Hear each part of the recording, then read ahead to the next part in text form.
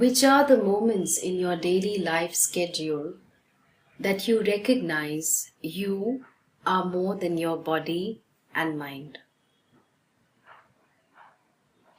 In answering this question, you have proved to me that you are more than your body and mind. How, you ask? The reply follows. To answer this question, you had to recall two things: what you do on a daily basis and when you recognize that you are more than the body and the mind. Your mind threw up some scenarios. There was a process of analysis and selection. You finalized some scenarios and wrote about it. In what you wrote or typed, you used your body and mind. It's really fascinating to note that the body in Sanskrit is referred to as Bahya Karana, external instrument, and the mind is referred to as Antakarana, internal instrument. In walking, talking, writing, typing, sitting, standing, traveling, eating, drinking, listening, etc., you are using your body for certain activities. The body does not and cannot utilize itself. Some entity needs to be there to utilize the body and mind. Even a simple instance of you getting up from your chair requires some entity to lift your body off from the chair. The body does not and cannot lift itself. You decide to go for a walk. The body does not decide. You decide. Any time and every time your body is involved in any and every activity, know that you are more than the body. Anytime you eat, you are more than your body. Because you are able to adjust how much to eat, you are able to slurp soup or chew the vegetables or bite into the hard crust of a pizza. You use your mouth according to the food you eat. You can use a part of your body only if you are more than your body. Even when your body is in deep sleep, you still are present because you are more than the body. Anytime you talk, you are more than your body. You speak softly to a friend since you don't want to be heard by the others in the room. Or in addressing a class, you increase the volume of your voice to be heard. You use a part of your body. You can use your body only if you are more than your body. The road has some potholes. You are able to place your foot so as to avoid the potholes. Of course, if you're a child, then it's likely that you will jump into the pothole that has water for some fun. You use your feet, a part of your body. You can use your body only if you are more than your body. Some of you say that the mind decides what the body should do. While it is our experience that the mind helps to regulate the body, it is not a fact. Let us examine whether the mind independently tells the body what to do. The word for the mind is Antakarana, inner instrument. An instrument does not use itself. It is used by someone else for a certain purpose. Some other examples of instruments are mobile phones, used for a certain purpose, a spoon, used for a certain purpose, a car, used for a certain purpose. You, associated with the mind, regulate the body.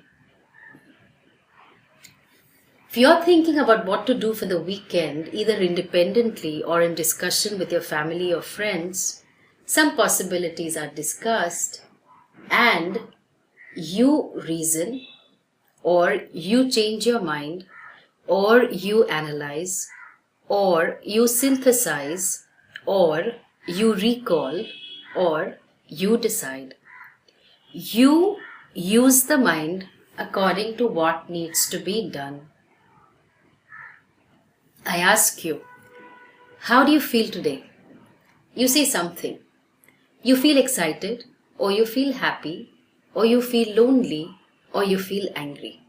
Whatever you feel, how do you know? You know because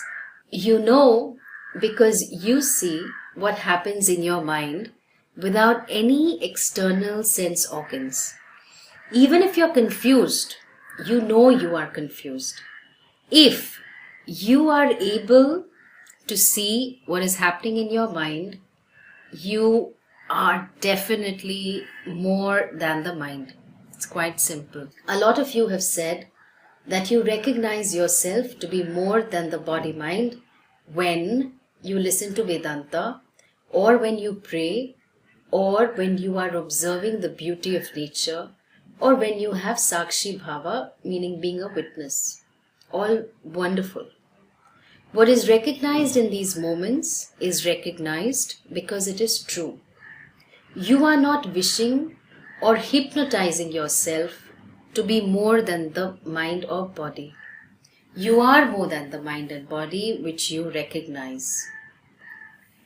In other words, what you are saying is, when the waves die down, I see the water.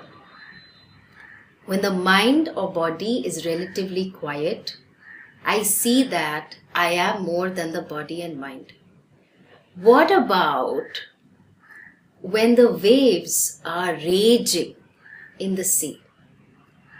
Do you say, I don't see the water? Perhaps I am so focused on the movement that I miss the substance. Is that possible? When the mind of the body is very active in the midst of the battlefield that we call life, I am still using the mind and the body. I am using the mind and the body because I am associated with them. If I am using the mind and body, then surely I am other than the mind and the body. I see this clearly in the midst of all activities, pleasant or unpleasant. This is very important. When I see the waves raging in the sea, I never lose sight of the fact that the waves are nothing but water. When the mind and the body are involved with a lot of activities, I don't lose sight of the fact that I am more than the body and the mind. Let's look at this verse which we often chant at the end of a puja. You may chant it even if you don't do a puja. Very beautiful verse. Kayena vacha manasendriyairva buddhyatmana va prakritir svabhavat karomi yatyat sakalam parasmai Narayanayeti samarpayami. It means whatever I do with my kaya, body, vacha, my speech, manasa, with my mind, indriyehi, with my sense organs, whatever I do with my body, speech, mind or sense organs, I surrender to Bhagwan Narayana. Whatever I do with my buddhi, whatever I do with my buddhi meaning intellect, whatever I do with or due to the natural tendencies, prakriti svabhavat, karomi, whatever I do, Sakalam parasmi, I do for others. In other words, whatever I do with the instruments that I have, I surrender them, samarpayami, to Bhagwan Narayana. This is the prayer of a devotee. This is the attitude of a devotee. And I am able to surrender all this because my body, my speech, my mind, my sense organs, my intellect, my feelings, everything is an instrument for me. When you see yourself as a devotee that is fundamentally related to Ishvara, you offer what you have and what you do. You can offer because you are more than the body.